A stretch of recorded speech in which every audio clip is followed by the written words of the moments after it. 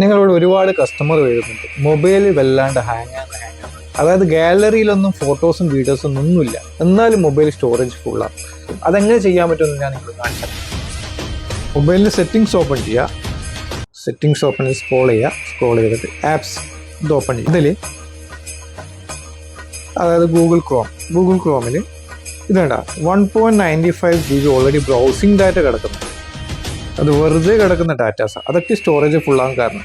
Just open ചെയ്യുക. ഇത് open ചെയ്ത് സ്റ്റോറേജ് ആൻഡ് ക്യാച്ച് ഇത് ഓപ്പൺ ചെയ്ത് ജസ്റ്റ് ക്ലിയർ ക്യാച്ച് അടിക്കുക. അതിനുശേഷം ക്ലിയർ സ്റ്റോറേജ് കൊടുത്തിട്ട് ഫ്രീ അപ്പ് സ്പേസ്, അതായത് ക്ലിയർ ചെയ്ത് തരും ഫുള്ളായിട്ട്. അപ്പോൾ ഇത് കണ്ടോ,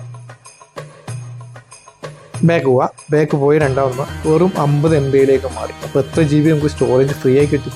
അതുപോലെ ഓരോരോ അപ്ലിക്കേഷൻ ഓപ്പൺ ചെയ്ത് ഈവൻ ഞാൻ ഫേസ്ബുക്ക് കാണിച്ചത് 1.18 GB ഓൾറെഡി കിടക്കണം. അത് ഓപ്പൺ ചെയ്യുക.